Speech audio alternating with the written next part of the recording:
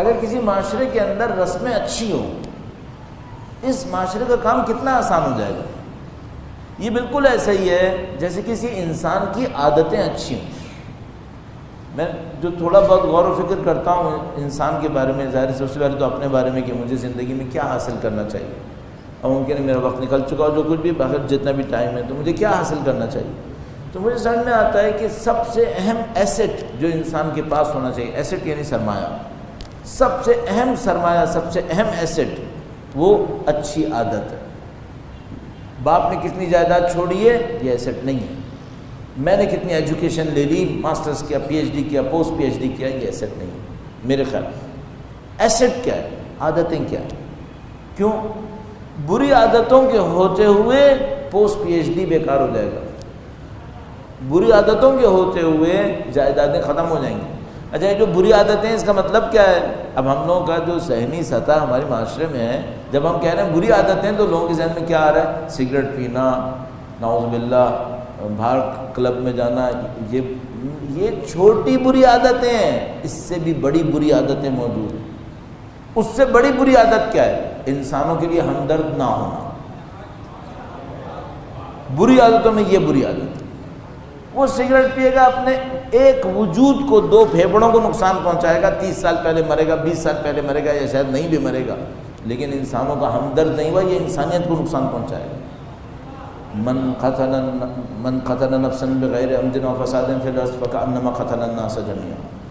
ایک انسان اگر ایسا ہوا کہ جو دوسرے انسانوں کا ہمدرد نہیں ہوا، یہ وائرس ہے، پوری سوسائٹی کو تباہ کر دے گا۔ یہ ایک آدمی شراب پی رہا، نعوذ باللہ تعالیٰ عذاب ہے اس کے اوپر، یہ بہت مصیبتیں لے کے آئے گا، یہ پورے معاشرے کو برائی کے اندر مبتلا کرے گا۔ لیکن میں عرض کر رہا ہوں اس کی اصلاح شاید ہو جائے گی، لیکن اگر خدا نہ کرے یہ انسانوں کے اوپر ظالم ہوا، البتہ یہ ہو سکتا ہے کہ وہ ام الخبائث کا استعمال اس کو ظلم کی طرف لے جائے گا، کیونکہ اب انسان کی عقل زائل ہو جاتی ہے تو وہ ظلم بھی کرے گا۔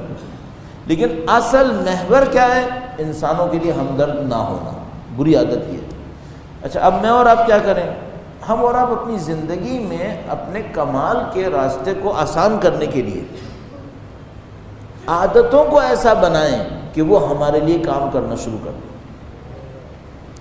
عادتوں کو ایسا ڈیولپ کریں کہ وہ ہمارے کمال کے حصول کو آسان کر دیں۔ میں ایک عرض کرتا ہوں آپ کی خدمت میں اس سلسلے میں، درود بھیجے گا محمد و آل محمد، اللہم صلی علی محمد۔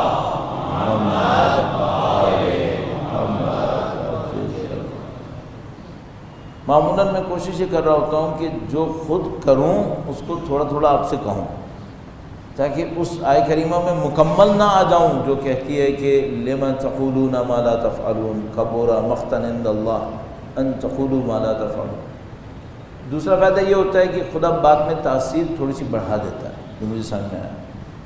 میں پریکٹس کرنے کی کوشش کر رہا ہوں آج کل کہ جب بھی درود بھیجوں خدا کو، نبی کو اور اولاد نبی کو ذہن میں لاؤں۔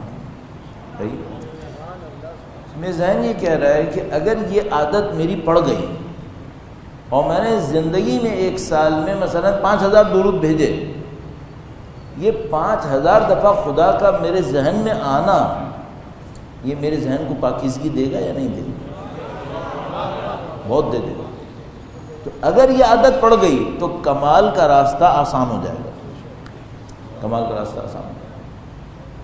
درود ہر صورت میں نورانیت دے گا، لیکن اگر توجہ سے پڑھوں بہت زیادہ دے گا، بہت زیادہ دے گا۔ کوشش کیجئے انشاءاللہ درود بھیجیں محمد و آل محمد۔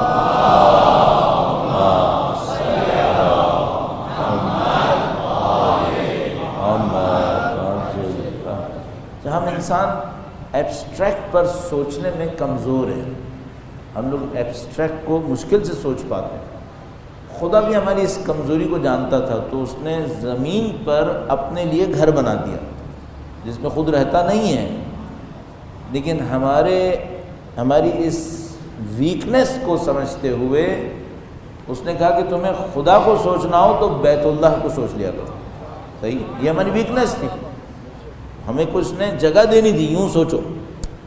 تو درود میں یہ کر سکتے ہیں، مثلا جب آپ درود میں سوچنے کے عمل کو کریں، اب آپ کو اللہ کو سوچنا ہے، اللہ ایبسٹریکٹ ہے تو آپ نہیں سوچ پائیں گے، تو کیا کریں؟ کم سے کم خانہ کعبہ سوچ لیں، نبی کو سوچنا چاہتے ہیں، نبی کی ذات مقدس، نبی کا روضہ سوچ لیں۔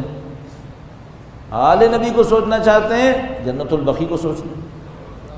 صحیح، ایک مفہوم آپ کے ذہن میں، ہمیں جگہوں سے اس موقع پہ جگہوں سے بہت زیادہ سروکار نہیں ہے، جگہ ایک نشانی کے طور پہ استعمال کرنا چاہ رہے ہیں۔ تو اس طرح آپ اور میں اپنے سوچنے کے عمل کو اپنے لیے آسان کر سکتے ہیں کہ اس طریقے سے ہم زیادہ اچھا سوچ پائیں گے۔ اور ایک بات اور سمجھ میں آتی ہے، کسی بھی درود کو پھر ضائع نہ ہونے دیں، ہر درود کو اہمیت دیں کہ نہیں سوچنا سب پر ہے۔ یہ نہیں سوچے گا کہ میں دن میں 5 درود بھیجوں گا تو ایک کو سوچوں گا، 2 کو سوچوں گا، نہیں، آپ سوچیں ہر ایک کو سوچنا ہے۔ تو اپنے مجلس میں آپ جتنے درود پڑھیں سب میں سوچیں، اس سے یہ عادت ڈیولپ ہو جائے گی۔ اور میں سوچتا ہوں کہ یہ عادتیں پتہ نہیں کتنی جگہ کام آئیں گے، اب اس میں نہیں کروں ورنہ وقت چلا جائے گا۔ ایک بار پھر درود بھیجے گا، محمد و آل محمد صلی اللہ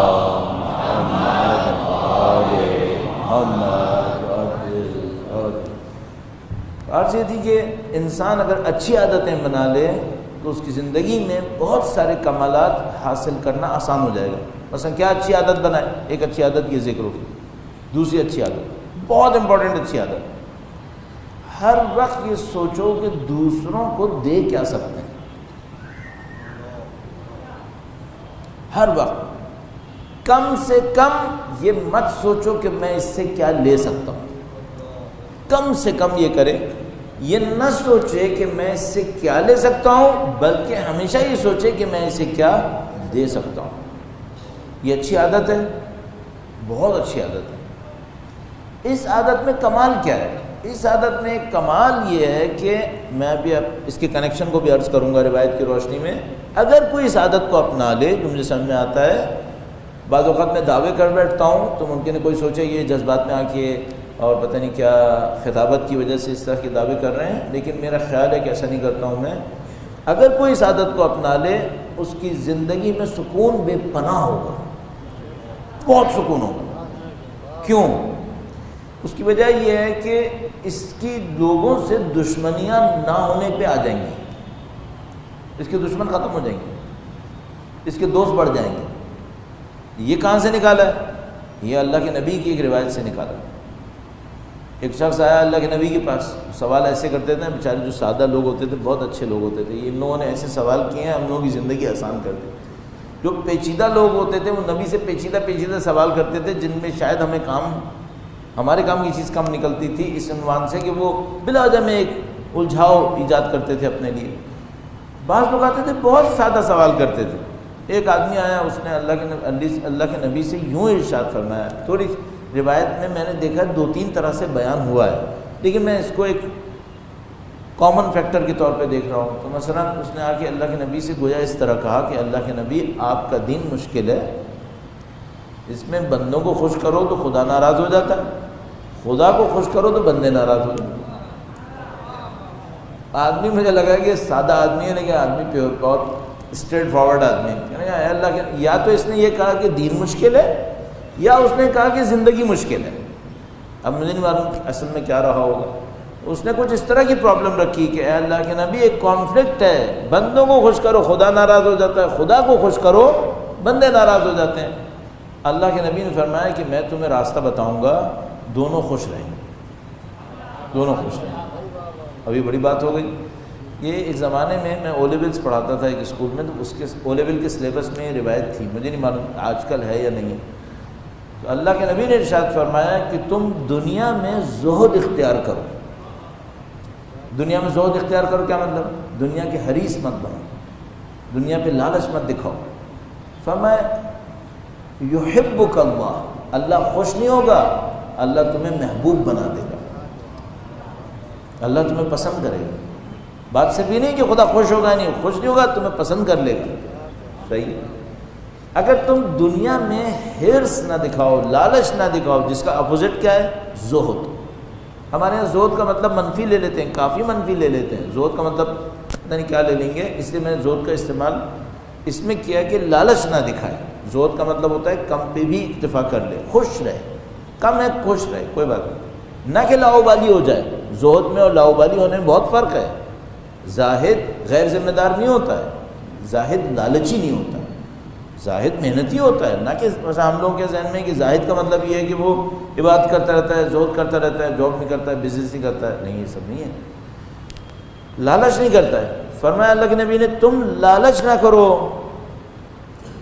قناعت دکھاؤ، دنیا میں کم پہ خوش رہو، اللہ تمہیں پسند کرے گا۔ اس کے بعد دوسرا جملہ فرمایا جو لوگوں کے ہاتھ میں ہے اسے مت دیکھو، لوگ تمہیں پسند کریں گے۔ دشمنی کہاں سے شروع ہوتی ہے؟ میرے ہاتھ میں 4 روپے ہیں، کوئی میرے سامنے آیا، میں یہ 4 دباتا ہوں کہ کہیں لے نہ جائے مجھ سے، یہاں سے مسئلہ شروع ہوتا ہے۔ کوئی میرے سامنے آیا اور مجھے یہ خطرہ لگا کہ یہ مجھ سے کوئی فائدہ لینے والا ہے، اب دشمنی شروع۔ لیکن اگر کوئی میرے سامنے آئے اور وہ مجھے یہ سمجھا سکے کہ مجھے جو تمہارے ہاتھ میں ہے وہ نہیں چاہیے، صحیح، اب میں کیوں دشمنی کروں؟ اس سے بہتر یہ ہے کہ کوئی سامنے آئے اور وہ مجھے یہ سمجھا سکے کہ میں کچھ لینے نہیں آیا ہوں، میں کچھ دینے آیا ہوں، صحیح۔ اب دشمنی کرے گا؟ اب کوئی پاگل ہے کہ دشمنی کرے؟ اس لیے میں نے عرض کیا کہ میں اور آپ مینٹیلٹی میں اپنی عادت یہ بنائیں، جب ہم کسی تک پہنچیں یہ نہ سوچیں اس سے مجھے کیا ملنے والا ہے، یہ نہ سوچیں۔ کیا سوچیں؟ یہ سوچیں کہ میں اسے کیا دے سکتا ہوں۔ اگر یہ نہیں سوچ سکتے کہ میں کیا دے سکتا ہوں، کم سے کم یہ مت سوچو اس سے مجھے فائدہ کیا ہونے والا ہے، یہ مت سوچو۔ اگر آپ کے ذہن میں کہیں شبہ بھی آ گیا نا کہ میں اس سے یہ بینیفٹ لینے والا ہوں، یہ سمجھ میں آپ کے تعلقات خراب ہو گئے، آپ کے تعلقات خراب ہو گئے، آپ کے دماغ پہ بوجھ بنے گا، اس کے دماغ پہ بوجھ بنے گا۔ اچھا، بینیفٹ لینے میں کیا ہوتا ہے؟ کیا یہ ہوتا ہے کہ یہ مجھے جاب دلائے گا، یہ مجھے پیسہ دلائے گا؟ نہیں، یہ نہیں، اتنا صحیح کہ میں اس کے سامنے پہنچوں گا اور اس سے میں احترام لے لوں گا، یہ میرا احترام کرے گا، اس سے میرے سوشل اسٹیٹس میں کوئی فرق پڑے گا، اس کی وجہ سے میں لوگوں کے سامنے شو مار پاؤں گا کہ میں کس کس کے ساتھ بیٹھتا ہوں۔ یہ سب لینے میں شامل ہے اور یہ سب تعلقات کو تباہ کرنے میں شامل ہے۔ آپ خاندان میں ہوں، خاندان کے باہر ہوں، کہیں پر بھی ہیں، یہ مت سوچیں کہ کسی سے کیا لینا ہے، یا تو یہ سوچیں کہ لوگوں کو دینا ہے، یا کم سے کم یہ سوچیں کہ مجھے لینے کی ضرورت نہیں۔